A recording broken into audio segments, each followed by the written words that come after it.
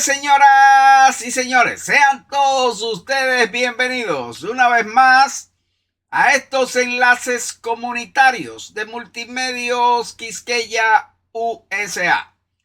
Les recordamos que este programa se transmite por tvhispani.com, por Dominican Networks, por Facebook Live, por Multimedios Quisqueya USA, por YouTube, por Antena Caribe TV, por los grupos mundiales de Roku y Amazon Fire TV, además por las plataformas globales de Roku y Amazon Fire TV. Y como siempre les indicamos de qué se trata la fotografía al fondo, pues la fotografía que ustedes ven al fondo, esa es una iglesia en Tamaulipas, México. Quisimos poner esa fotografía y otras más, ya que un día como hoy, 12 de septiembre, pero del año 1846, muere en Tamaulipas, México, el doctor José Núñez de Cáceres, quien en el año 1821 proclamó la independencia de la parte occidental de la isla y que por la brevedad del movimiento se le conoce como la independencia efímera. El periodo de la historia de la República Dominicana que transcurre entre el 1 de diciembre de 1821 y la invasión del ejército haitiano encabezado por Jean-Pierre Boyer el 9 de febrero de 1822 es conocido como la independencia efímera y se debe precisamente al corto espacio de tiempo durante el cual se mantuvo la independencia, apenas 2 meses y 8 días. La independencia conocida como el periodo de la independencia efímera. Pues bien, señoras y señores, de inmediato pasamos con el panel que tenemos hasta ahora y vamos a saludar directamente desde la ciudad de Santiago de los Caballeros. Vamos a saludar desde la ciudad de Santiago de los Caballeros a nuestro contertulio Pablo Nelson Rodríguez. Buenas tardes, Pablo. Muy buenas tardes, señor director. Tanto gusto en reencontrarme con usted un viernes que a veces son escasos para mí. Me huyo.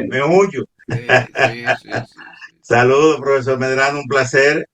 Hey, ¿cómo Hombre, está, Pablo? y de buen rostro que anima a uno a conversar con él. Y como siempre, pues saludar al resto del panel, a Fernando, donde que Martínez, donde quiera que se encuentre mi gran amigo, mi hermano desde pequeño, Enrique García, Vilma, Luisa Sánchez, y como siempre, grato, cosísimo pasar a la N potencia, saludar a lo que registra ante la audiencia de este espacio. Muchísimas gracias, Pablo. Pablo nos tiene un anuncio muy importante del que vamos a estar hablando inmediatamente después de la pausa. Porque ahora mismo vamos a saludar a nuestro invitado especial. Él es el licenciado Ramón Medrano, con una licenciatura en Administración de Empresas.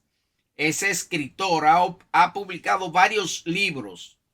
Sus preferencias por los temas como el espionaje, las sectas secretas, la geopolítica y los grandes movimientos sociales. Buenas tardes, Medrano, ¿cómo estás? Hola, Virgilio, buenas tardes. Gracias por la invitación. Saludo, Pablo, y un saludo a todos los espectadores. Esperamos satisfacerlo con estos temas que son interesantísimos. Mira, Medrano, el primer tema que tenemos pautado para hoy, y estos temas que siempre nos trata Medrano, son temas que ya él ha publicado en nuestro periódico digital quisqueyausa.com. Cualquiera que quiera indagar un poquito más sobre los temas, pues puede visitar nuestro periódico digital y ahí van a encontrar por ejemplo, lo primero que tenemos es, Medrano nos escribió un artículo y en él nos habla esto sobre la ionosfera, otro fenómeno natural incursionado para lograr superioridad tecnológica y dominio estratégico. Medrano, ¿qué te inspiró a ti a escribir ese artículo y de qué se trata en realidad para la persona? Primero, Medrano, ¿qué es lo que es la ionosfera? Para la persona que ionosfera, ¿y qué es eso? Ok, fíjate, la atmósfera tiene un espesor de 10.000 kilómetros. Entonces, los diferentes países que envían satélites y hacen estudios del espacio, y los mismos estudiosos de la geodesia y de la geografía espacial, han dividido por características las atmósferas. Está la estratosfera y la otra ósfera, pero la ionosfera se caracteriza por estar cargada eléctricamente. Y ella va desde los 80 kilómetros de altitud hasta los 600 kilómetros. Le dicen la órbita baja. Eso es lo que le llaman la órbita baja. Entonces, ¿qué pasa? Los satélites, para poder operar en la órbita baja, todos los satélites que tienen que salir de la órbita tienen que cruzar la línea de Kármán, o sea que son los 100 kilómetros de altitud, para poder tener menos atracción de la gravedad y poder girar con la velocidad que llevan, que de salida, poder girar alrededor del planeta y mantener una órbita. Entonces, ¿qué sucede? En esa también se le dice termósfera. A la ionosfera se le dice termósfera. Entonces, de todos los países de la ONU que están inscritos en la ONU, que son 193, menos de 10 hacen estudios en la ionosfera. Y los que más estudios hacen y suben satélites a la ionosfera son Rusia, Estados Unidos y China. También la Unión Europea sube y Japón, pero no en tantas cantidades. ¿Tú ves? Entonces, ¿qué pasa? Que esa es la órbita baja, que va hasta los 1500 kilómetros. Pero en la ionosfera, entre los 80 y los 600 kilómetros, hay una enorme cantidad porque ahí están los telescopios. Ahí está el Hubble, está el Galileo, y hay varios más de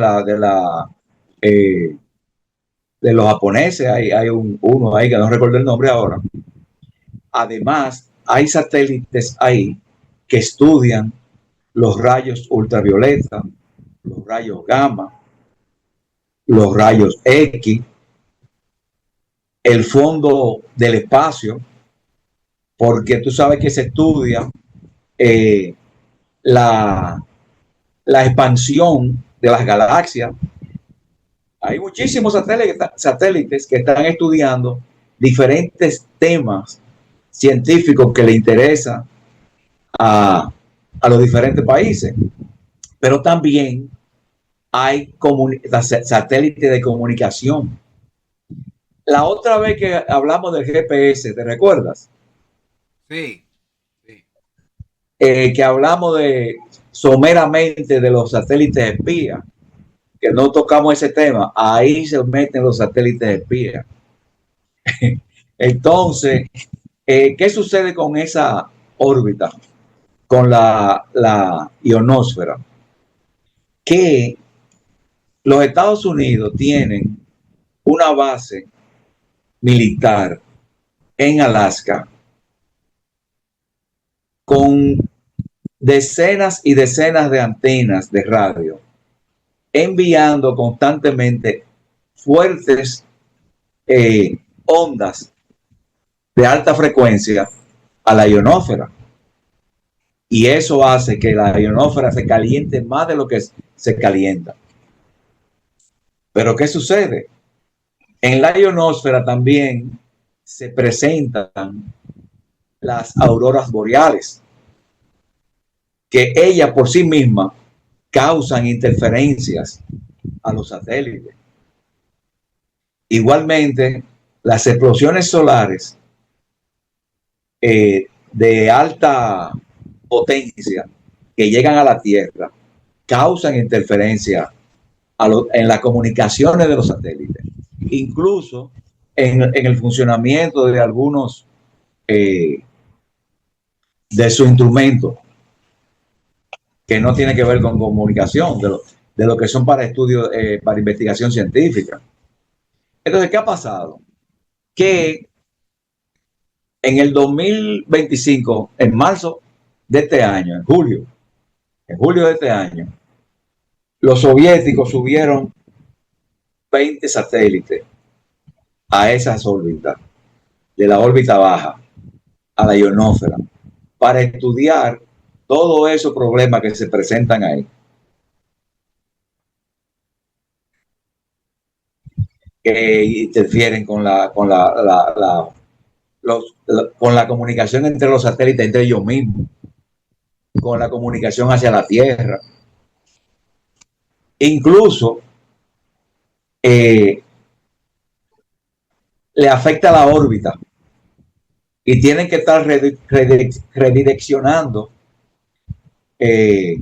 reorbitando otra vez, subiendo, haciendo encender los motores que tienen para que vuelvan a coger su órbita porque la perdieron. Y eso puede ocasionar un choque del satélite, tú sabes. Ok. ¿Alguna pregunta? Vamos a abrir el panel para Pablo. ¿Qué pregunta tú tendrías para Medrano hasta ahora de lo que no ha hablado de la ionosfera?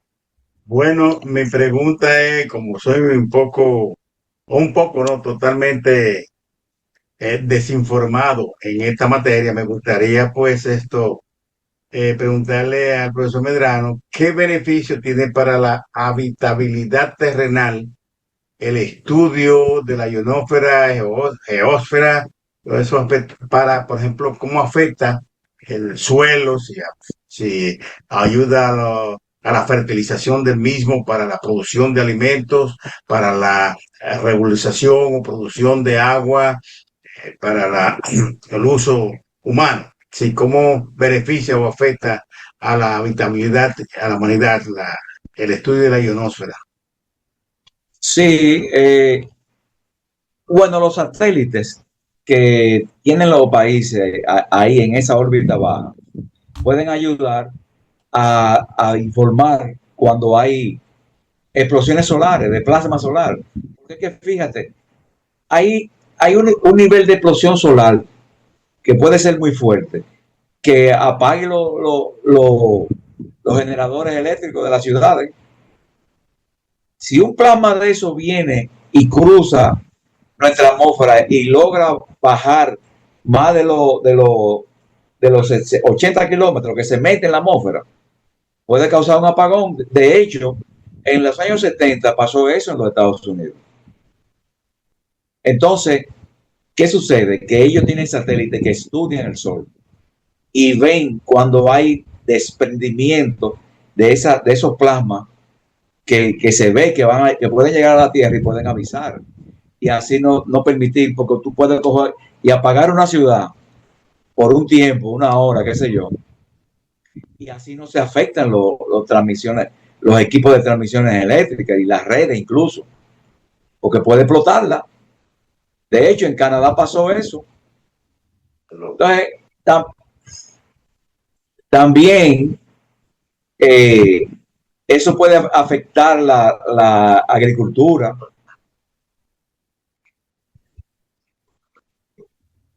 Muchas gracias. Elevar el clima.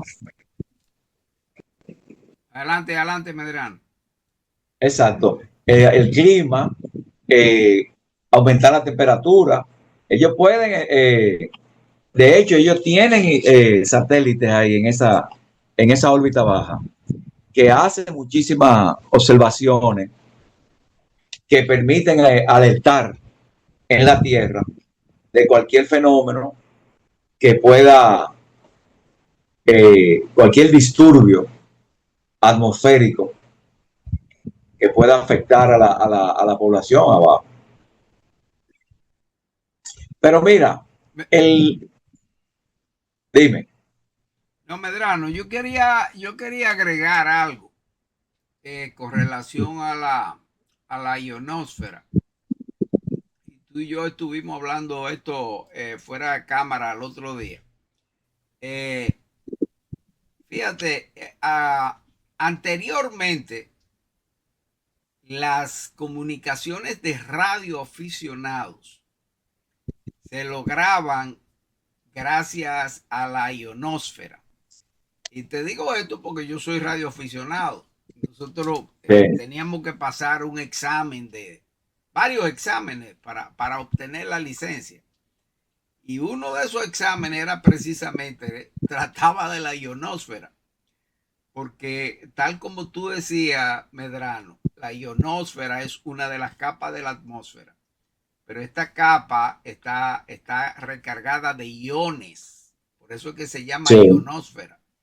Entonces, esta capa permitía que una transmisión de radio hecha por una antena, las ondas chocaban con la ionosfera y la ionosfera devolvía esa onda a largas distancias. Por eso eran posibles las comunicaciones de radioaficionados a largas distancias de un país a otro, gracias a la ionosfera. Por eso era tan importante para nosotros los radioaficionados el asunto de la ionosfera. Quería añadir eso porque Pablo, al preguntar de la importancia, de la distinta importancia para los seres humanos de la ionosfera, hoy en día ya las comunicaciones, como es natural, ya han cambiado. O sea, ya por medio de satélites, ya no es necesaria la ionosfera. A pesar de que, como tú dices, en Medrano, muchos de estos satélites pues se toman ayuda de la misma ionosfera para sus comunicaciones. Quería añadir eso, Pablo, yo como radioaficionado. Muchas gracias. Ya no aficionado y no profesional.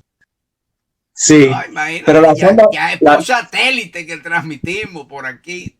Mira, si no fuera por el satélite, no pudiéramos estar haciendo esta comunicación aquí. Porque eso. Y con fibra óptica también. Con fibra óptica. Sí. Ahorita vamos a estar hablando. Dime, sí, que tú sabes que todo el sur de la parte del Pacífico de la América del Sur llega a San Diego el cable, todo el internet, toda la gente que usa internet, ese cable que viene desde Chile llega a San Diego y de ahí que se distribuye a Estados Unidos y llega a Europa. Y nosotros, lo de el Atlántico, Argentina, Brasil y parte del Caribe, ese cable viene bordeando así y llega a la Florida. Ese cable es submarino de fibra óptica. No todas las transmisiones de internet son por satélite. La mayoría es por cable de fibra óptica. Sí.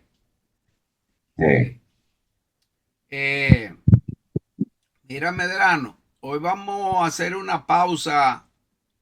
Vamos a la pausa un poquito más temprano, antes de entrar al segundo tema, porque cuando regresemos, Pablo tiene un anuncio importante que hacer y además aparte del anuncio que nos tiene Pablo, vamos a pasar un video que Pablo nos va precisamente a anunciar de qué se trata el video de una actividad muy importante que él estuvo ayer. De modo Bien. pues, señoras y señores, que vamos a la pausa y regresamos.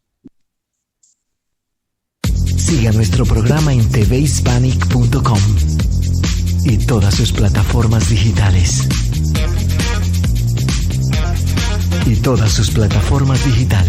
tvhispanic.com, 24 horas contigo.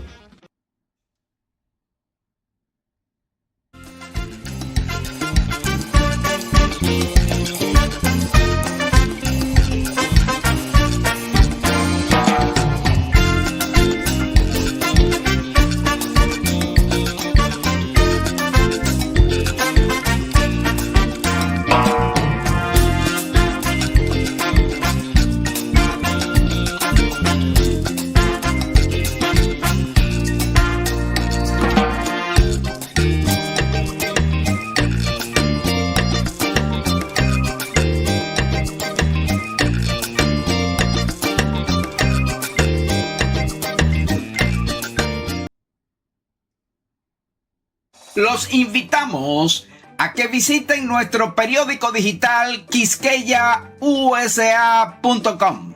Ahí podrán encontrar valiosa información de nuestros articulistas: Indira Graterox, Genoveva del Orbe, el maestro José Vázquez, José Enrique García, Ramón Medrano y los doctores Mayovanex Torres, Ausberto Macchini y Pedro de la Rosa.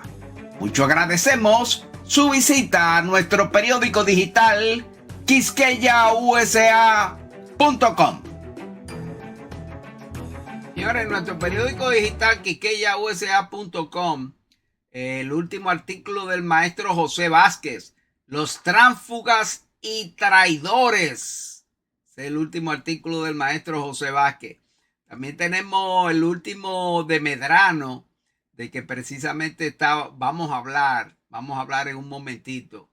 Se titula El electrizante viaje de la información desde el telégrafo a la fibra óptica, que de eso vamos a estar hablando en la segunda mitad del programa.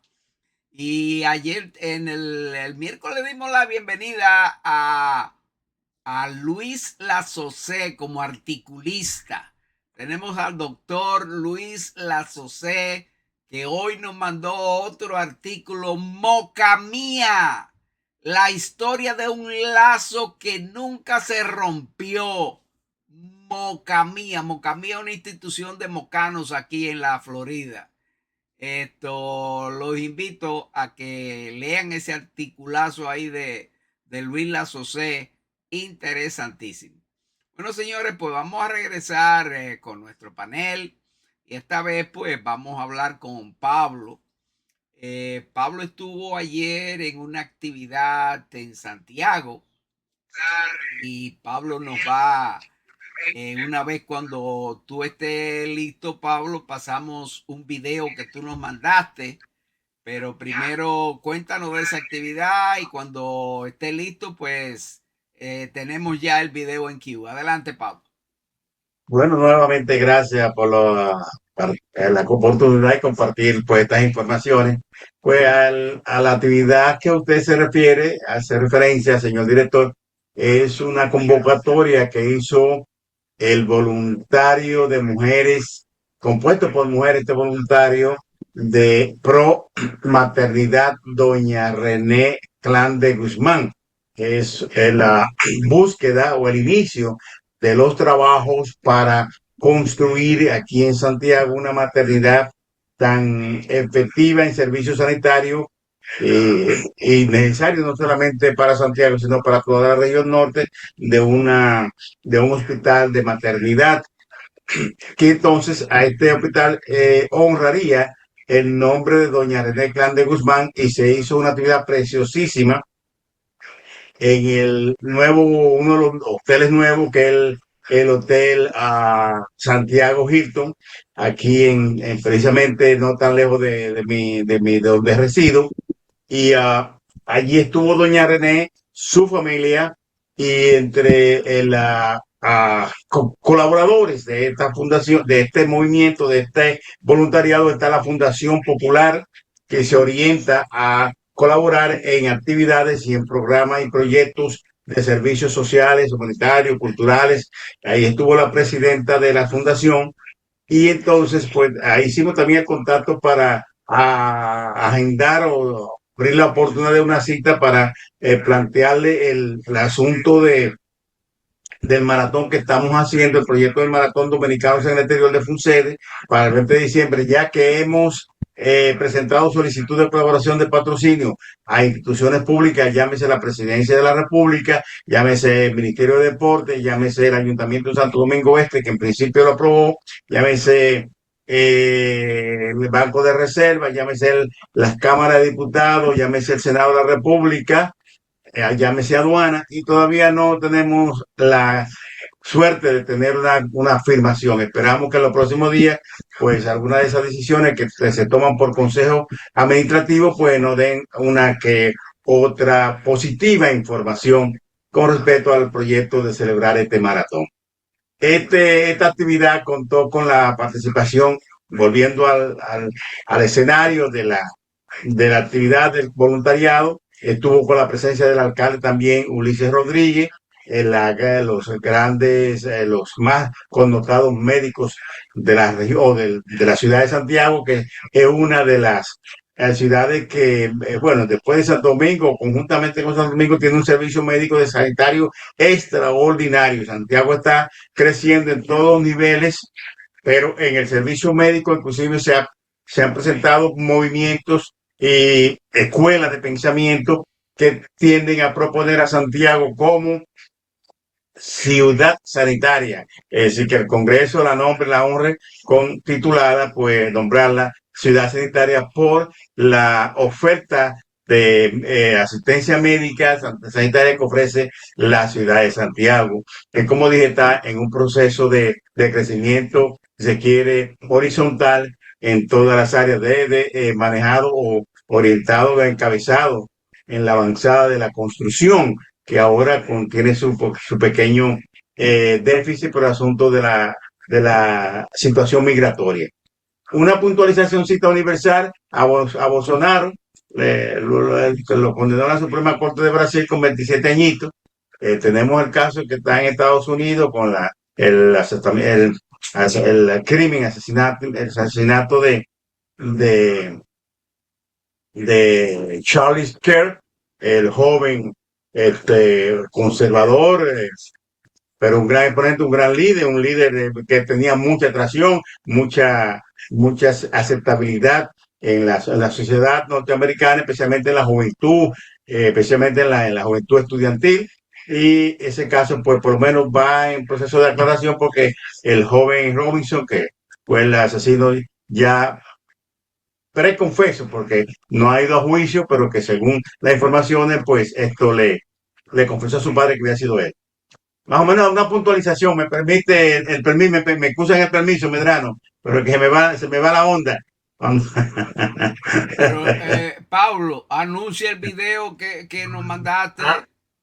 Bueno, pues ya yo creo que con esa exposición así pues tenemos un video entrevistando a Brenda Sánchez. ¿Quién es Brenda Sánchez? Una comunicadora muy importante aquí en Santiago, que es una de hizo de la maestría de ceremonia, pero es una de las voluntarias, no tanto del hospital materno de maternidad que se proyecta, sino también del hospital Arturo Grullón de los niños, donde están los niños con cáncer, donde, bueno, participa anualmente nuestro amigo común, Arindio Genao, que hace una gala en Miami para asistir, aunque sea con premios, con regalos, a estos niños, que es una obra maravillosa en la cual yo he participado varias veces, y realmente es linda, pero a la vez es muy emotiva. Yo no la soporto mucho en términos de las emociones. Me voy en llanto porque yo soy muy llorón, Pero bueno, este video que le presentamos para que ustedes vean más o menos este conversatorio pequeño con Brenda Sánchez. Nos encontramos en este escenario con la comunicadora Brenda Sánchez, no comunicadora, un alma, un ser humano que es voluntariada de varias causas de sanidad, de salud, de alegría para la humanidad en Santiago. Ella es voluntaria del programa Voluntariado Jesús con los niños. Voluntariado Jesús con los niños, que trabaja en el hospital de Arturo Grullón. Arturo Ese Grullón, es mi primer voluntariado. que precisamente es el hospital donde nuestro amigo en común, Claro. Aridio Genao, hace la gala en Nuestro Miami ángel. y trae un regalo anual para los Sí, niños, en el cual bellísimo, hemos bellísimo. participado con ustedes juntos. Claro que sí. Bueno, pero hoy estamos en este escenario en el Hotel Santiago, el Hotel Hilton de Santiago, si se quiere, en que han presentado el proyecto del Voluntariado Pro Maternidad, Doña René Clan de Guzmán, una obra maravillosa para todo el pueblo, la región del Cibao. Brenda, ¿en qué consiste este proyecto y cuáles son las perspectivas? Quisiera que hable para la comunidad de dominicanos en el exterior, especialmente donde se produce este programa Deportes, Artes y más en Miami. Pues mira, rapidito, es un voluntariado que nace hace ya 2 años. Bueno, pues un grupo de mujeres nos reunimos para hacer esto una realidad, obviamente con el auspicio, con una institución como es el Banco Popular, que tiene muchos años trabajando por la salud de nuestro país. Bueno, pues nos invitan a hacer el voluntariado precisamente a la licenciada Wendy Liranzo. Pues me llama y me dice, quiero que formes parte del consejo, y ahí es que viene mi entrada al voluntariado. Qué mejor nombre, doña René Clan de Guzmán, en la maternidad, y por ejemplo en la maternidad que tiene tantas cosas que se necesitan, y de verdad, ¿qué hay que hacer ahí? Trabajar mucho, porque se necesita mucho, y sobre todo por la maternidad y la parte neonatal. Y obviamente eso sí que funciona, amarra, diríamos yo, para decirlo más popularmente, el historial de doña René Clan de Guzmán cuando la creó. Claro. Con su idea, con su voluntad. Sabe que doña René siempre trabajó con los niños. la niñez. Ahí por eso que la creación del CONANI. Y esto, maternidad, obviamente, que es la neonatividad, el nacimiento de los niños. Con CONANI, junta ese historial. Y pues yo, al principio, me impresionó estar aquí hoy presente. No, muchas con gracias. La invitación y la convocatoria tan elegante, tan preciosa y tan humana. Amén. Y da la presencia de doña René, su familia. Sí, de doña ustedes, Sonia, su hija. y doña Sonia, digo, por decir doña Sonia, aquí sí doña René, pero bueno, gracias por la oportunidad de que tú dijeras Amén. a Miami, convocar a los dominicanos al exterior a esta causa. Bueno, un saludo a toda mi gente de Miami, que hay muchísimos, así que a colaborar, a ayudar por esta noble causa, y ya aperturamos formalmente este nuevo voluntariado, por supuesto, voluntariado Pro Maternidad, doña René Clan de Guzmán. Gracias. Gracias. Bueno, pues ahí teníamos periodista Pablo Rodríguez desde Santiago de los Caballeros en esa importante actividad. Bueno, señores, pues nada, regresamos con nuestro invitado especial, Ramón Medrano. Y esta vez, Medrano, vamos a hablar de otro de los artículos que tú escribiste, que es el último precisamente que estábamos hablando ahorita. Y tú lo titulaste de esta forma: el electrizante viaje de la información, desde el telégrafo a la fibra óptica. Háblanos sobre eso, Medrano. Adelante. Bueno, fíjate, el telégrafo que todos nosotros conocemos lo inventó Samuel Morse, y se le puso el código, el lenguaje del nombre de él. Pero sin embargo, el código Morse, sin embargo, muchísimos europeos hicieron avances antes que él. Lo único fue que hacían, los mensajes eran cortos, de medio kilómetro, tú sabes, 50 metros, comenzaron 100 metros. Pero en el 37, en 1837, se inventó el telégrafo. Entonces el telégrafo estuvo vigente 130 años. Quiere decir, todavía en 1900 y pico, Había países, por supuesto, que le llegaba después, muchos años después. Por ejemplo, a nosotros nos llegó el telégrafo aquí, fue con la invasión americana en el 16. ¿Tú ves? Desde 1830 y pico que existía. Sin embargo, en el 1902 ya había teléfono aquí, en San Pedro de Macorís. Antes del telégrafo había teléfono. Entonces, ¿qué pasa? El salto hacia una nueva tecnología de transmisión de información se fue reduciendo después de la aparición del teletipo. El teletipo comenzó a trabajar, fue inventado en los años 20, pero aquí llegó después de la Segunda Guerra Mundial. ¿Tú te acuerdas de una compañía que se llamaba RCA? Sí, sí, cómo no. En la 30 de marzo quedaba. Y los teletipos eran una máquina que escribían ahí como si fuera. Y eso era también, eso era por cable submarino. Lo único que ya eran las letras en sí. Eran los mensajes, eran cortos, porque eran como los telegramas. Dice su abuela que venga mañana, que traiga dinero, que el niño nació y estas cosas. Después vino el fax. Ese duró de 25 a 30 años para ser sustituido por el correo electrónico. El correo electrónico llegó en los 90. Pero ¿qué sucede? La comunicación telefónica también duró muchísimo. Esa duró 90 y pico de años. La que es por cable de cobre, ¿verdad? ¿Te acuerdas que las centrales telefónicas eran con clavija? ¿Tú no llegaste a ver eso, clavija? Yo llegué a ver esa central telefónica. Óyeme, yo no solamente llegué a ver, yo trabajé en la Compañía Dominicana de Teléfono de Santiago, que antes se llamaba Codetel, hoy se llama Claro. Yo trabajé ahí como operador de larga distancia, o sea que yo llegué a trabajar en eso con las clavijas. Yo llegué a trabajar, mi esposa y yo trabajamos en eso. Mi esposa me entrenó a mí. Qué bien. Entonces, en el 73 fue que apareció el primer disruptor de la comunicación por teléfono. Que el primer celular fue en el 73, que fue un blow de un ladrillo. Era un ladrillo. Pesaba era un ladrillo. Como 10 libras.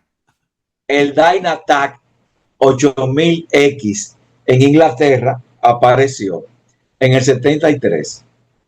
Entonces, a partir de ahí ya tú sabes todo lo que ha sido, en lo que se ha convertido el teléfono celular, que es una pequeña computadora que uno tiene en la mano. Señor. De ahí muchísimas funciones que uno tendría que buscar o una calculadora. Antes yo tenía calculadora, que mi papá me trajo una de Nueva York en los años 80. Una calculadorita con impresora. Que eso fue yo la llevé al trabajo y la gente, pero yo quisiera una de esas. En los años 80 ya tú no necesitas eso, porque ya tú mandas imprimir cualquier cosa a través de un celular. Pero qué bien. Entonces seguimos. ¿Qué sucede? Las transmisiones de radio comenzaron en 1906 a través de las ondas hertzianas, porque las ondas hertzianas van en ondas, suben y bajan, y son captadas por antenas, y ahí se hace la réplica de la voz o de la canción que se transmite desde una emisora. Pero la primera transmisión fue en 1906 en Boston y fue captada en alta mar. los que hicieron esa transmisión estaban en la costa y fue irradiada hacia el mar para que la captaran en un barco. Esa fue la primera transmisión radial en el 1906. Obviamente ya se sigue transmitiendo a través de las ondas hertzianas, pero los equipos modernos que hay han mejorado la nitidez, el alcance y la variedad. ¿Qué sucede? La transmisión de imágenes comenzó a hacerse en 1923 con el iconoscopio y eso es previo a la televisión, o sea, a la transmisión de imágenes por televisión, porque la transmisión de primeras imágenes de televisión al público fue en el 36 en Inglaterra y en el 39 en Estados Unidos, ya como televisión, como transmisión de televisión comercial. Pero antes de eso, en el 20 y pico, hubo muchísimos intentos de Sporkin, un ruso, y otro ruso que hizo intentos con los tubos al vacío, con rayos catódicos, que después eso sirvió para la televisión, como un sistema, se le agregó a la televisión, que salió en el 39 y en el 36. En el 53 se hizo la primera transmisión a color en Estados Unidos. Y en el 66 en México. Nosotros y España fue en el 69. La primera transmisión de televisión a color. En el 65 se hizo la primera transmisión satelital. Los Estados Unidos la hicieron. La televisión por cable hizo explosión en 1972 con HBO. Había transmisión por cable, pero era incipiente y pocos canales había. Pero con HBO fue una explosión, porque eso le llegó a más gente, mejor, y eran películas que tú la podías ver sin ir al cine. Pero por supuesto, ya eran películas que se habían dado, no eran estrenos. Tú sabes. Aunque hoy día ya pues dan estrenos. Vamos a ver si Pablo tiene alguna pregunta de lo que hemos tratado hasta ahora, porque antes que Pablo ahí creo que no está como medio durmiendo. Adelante, Pablo. Pregunta, comentario para más que una pregunta o comentario o una anécdota personal en materia de este desarrollo, esta revolución tecnológica de la comunicación. Y es que vamos a decir 15 años atrás, cuando yo oí hablar a Bill Gates anunciando que las autopistas de la información, yo me confieso que no entendí absolutamente nada. Una autopista de la información donde todas las informaciones que tú quieras buscar, tratar, investigar, iban a estar hasta en un celular que se convierte en una máquina perfecta. Y realmente ese lenguaje no lo entendí hasta hace poco, porque yo, como soy un poco análogo todavía, y quiero ser análogo porque no quiero que la tecnología sustituya mi capacidad humana de sonreír, de hablar, de interactuar con los seres humanos, porque esto te consume demasiado tiempo y te va atrayendo y te va consumiendo el tiempo y te encierra en un espacio. Se te pasa la vida en una pantalla. Exacto. Entonces, realmente lo que quería decir es compartir esta anécdota que yo, cuando lo oí, no podía descifrar el código, la figura de una autopista de la información, que uno obviamente la entendía como una autopista de carro, de la I-95, de la 395, del Tom Pike, de allá, ¿verdad? Sí. Pues esa era la idea. Así que, pero de todas maneras aprovechamos como humanidad, como sociedad, este avance que es, obviamente seguirá avanzando, pero a donde hemos llegado y nosotros, que ya somos adultos mayores, si se quiere, pues Sí, estamos siendo testigos y actores de este espacio de la revolución tecnológica que es realmente maravilloso. sí. Pues fíjate que eso es lo que estaba, ese es el artículo, el avance acelerado que va cada vez más y más acelerado, porque el telégrafo duró 100 años y pico, y el teléfono por cable de cobre, 90. Pero después de ahí, después que entramos después de la revolución, de la Segunda Guerra, eh, que no hubo, que el amo del norte, no, bueno, tuvo la guerra de Corea y después vino Vietnam, pero aún así no era una guerra que era del calibre de la Segunda Guerra Mundial, porque era focalizada en un país pequeño.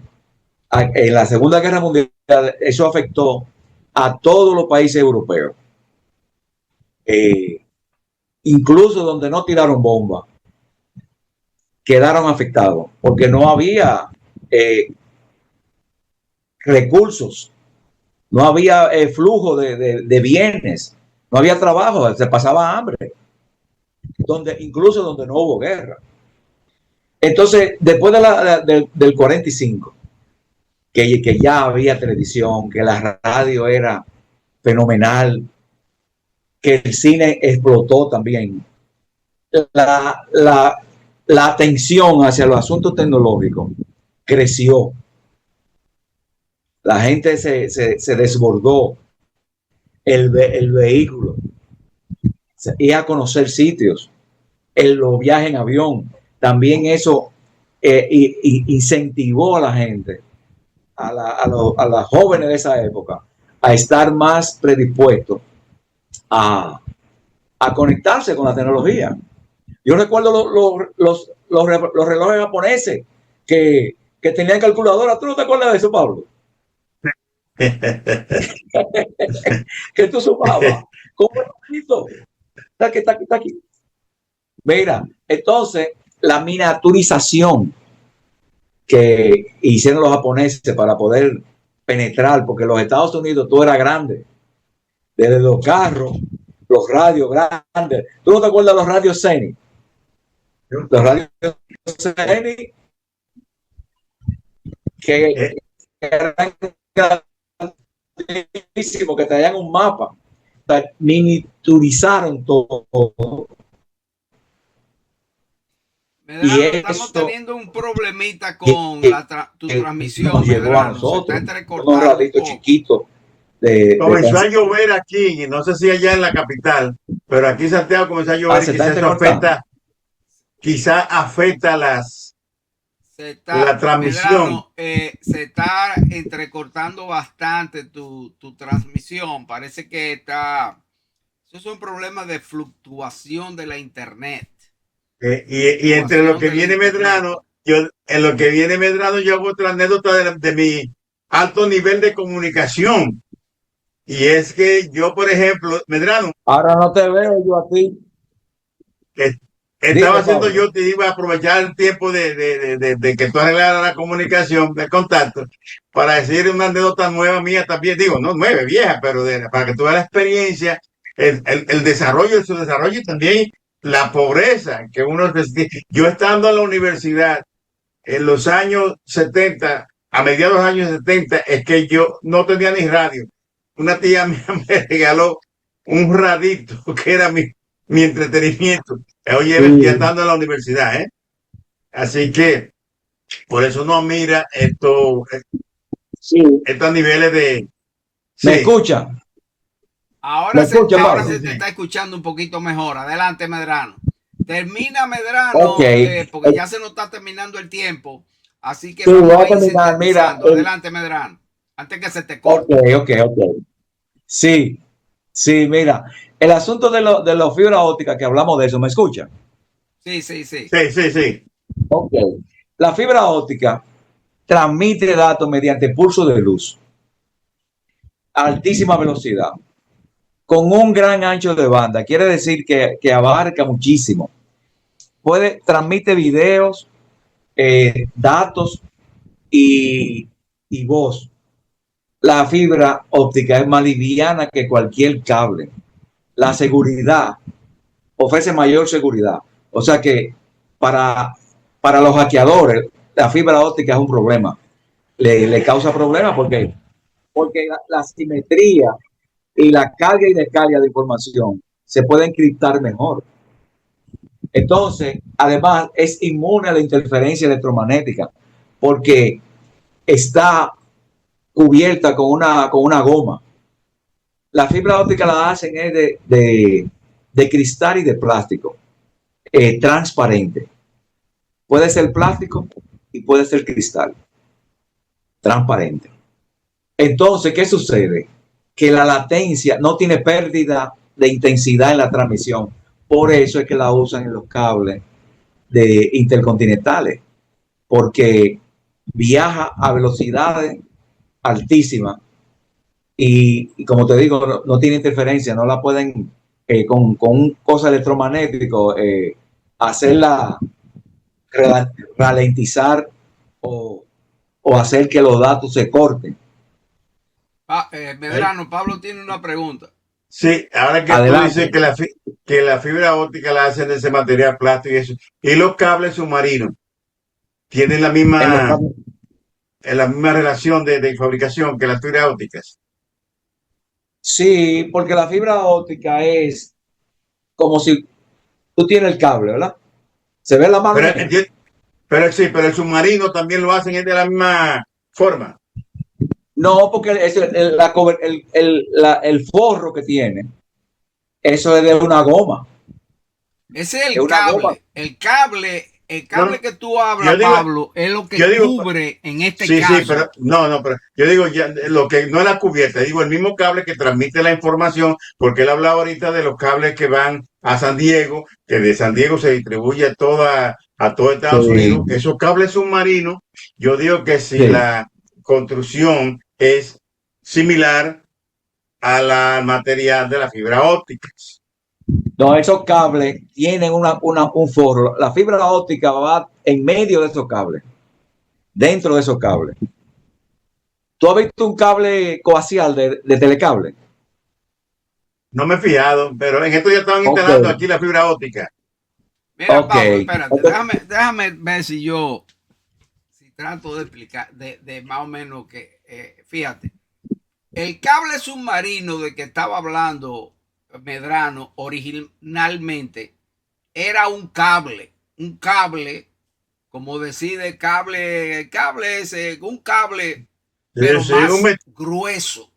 Exacto, yo eso lo entiendo. Ese era el cable submarino, eso es una cosa. Ahora la fibra óptica es otra. Entonces ahora, últimamente se está usando un cable y dentro de ese cable entonces ponen la fibra óptica. Pero el material de que era hecho el cable submarino no es el mismo que la fibra óptica. Ahí llegamos a lo que yo quería oír. Okay. No, era un cable eléctrico con protección. Y la fibra óptica es igual, un cable, pero sin metal, sino esa manguera con toda esa fibra adentro protegida, ¿tú ves? Pero la fibra en sí está cubierta por una goma también. O sea que esos cables, esas fibras, tienen como 3 o 4 círculos de protección. Bueno, no sé, Medrano, si ya con esto concluimos. Tenemos tiempo. Porque ya prácticamente hemos llegado al final. Así que. No, pero vamos. Está bien, hasta ahí está bien. No nos va a dar tiempo.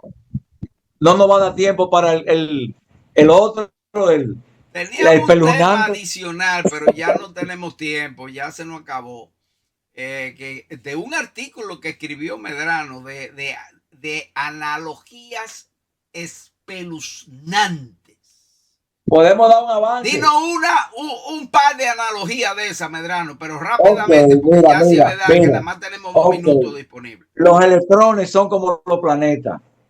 Ellos giran en torno a cuerpos que son mucho más grandes que ellos. los electrones. Los electrones. La distancia existente entre esos cuerpos y la de los que los orbitan son enormes. O sea, los electrones giran alrededor del núcleo, pero la distancia que hay del núcleo de los electrones es muchísima. Y nosotros, los planetas que giran alrededor del Sol, la distancia que hay entre el Sol y esos planetas es muchísima. Por ejemplo, mira, Júpiter está a 773 millones de kilómetros del Sol. Sí. Sí. Hay una serie de analogías, pero de eso vamos a dejarlo para un programa, porque son muchas interesantísimas. Sí. Y se nos acabó el tiempo. Yo sé que a Pablo le gusta cuando uno empieza a hablar un tema que sigamos, pero el tiempo es el verdugo por aquí. Gracias, Medrano, por tu tiempo. Déjame decirle a Pablo que qué bueno que están haciendo eso del hospital que se va a llamar doña René Klein y que Santiago tenga tanta oferta de salud. Eso es fabuloso. Es que Santiago siempre está Santiago es a la vanguardia. Santiago es Santiago. Y hay que dejarse gracias, Pablo. Gracias, Medrano. Santiago es Santiago.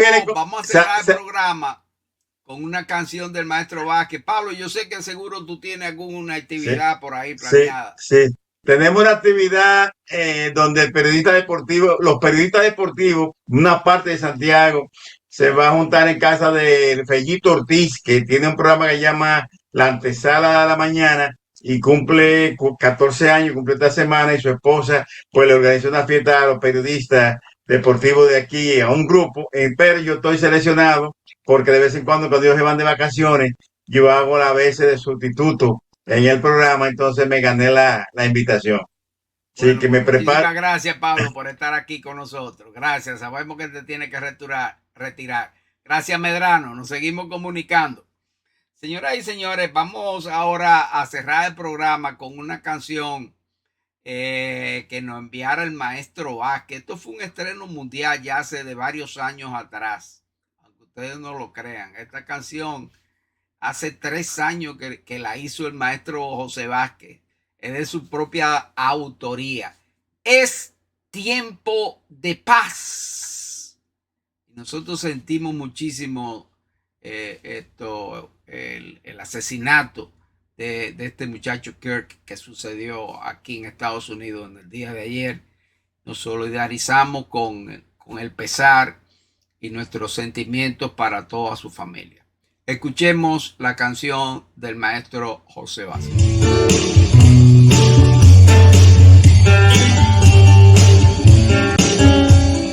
Paz para el mundo, paz para la humanidad, que no quede ni un solo guerrero, que se levante la bandera de la paz. Es tiempo de abrazarnos como buenos hermanos, vivir en armonía, vivir en libertad, ponernos de acuerdo y darnos la mano, respetándonos y amándonos con dignidad. Paz para el mundo, paz para la humanidad, que no quede un solo guerrero, se levante la bandera de la paz. Es tiempo de paz, tiempo de descansar, buscar entendimiento sin tener que pelear, entender las diferencias sin tener que disparar, sin tener que bombardear, sin tener que matar. No, no, no.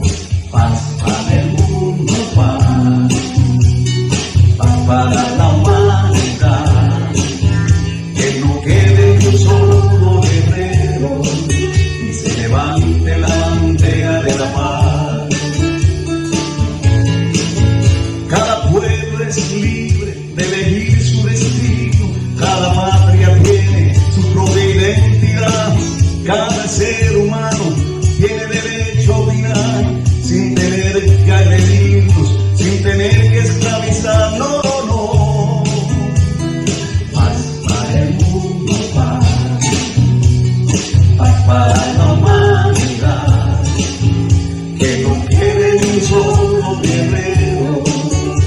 levante la bandera de la paz. Paz para el mundo, paz para la humanidad, que no quede un solo guerrero y se levante la bandera de la paz. Es tiempo de abrazarnos como buenos hermanos, vivir en armonía, vivir en libertad, ponernos de acuerdo y darnos la mano, respetándonos y amando con dignidad, sí señor. Paz para el mundo, paz para la humanidad, que no quede un solo guerrero y se levante la bandera de la paz. Paz para el mundo, paz para la humanidad, que no quede un solo guerrero y se levante la bandera de la paz.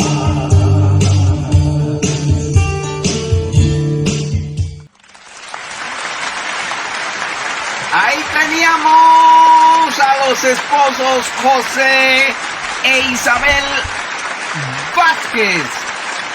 Tiempo de paz. Tiempo de paz.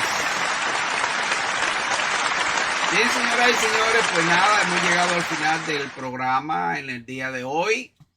Queremos agradecer tanto a Ramón Medrano como a Pablo Rodríguez por esta hora que pasamos por aquí. Interesantísima información de Medrano y pasamos una tarde muy agradable y con mucho conocimiento. Hemos llegado al final, pero inmediatamente vamos a dar los números por aquí.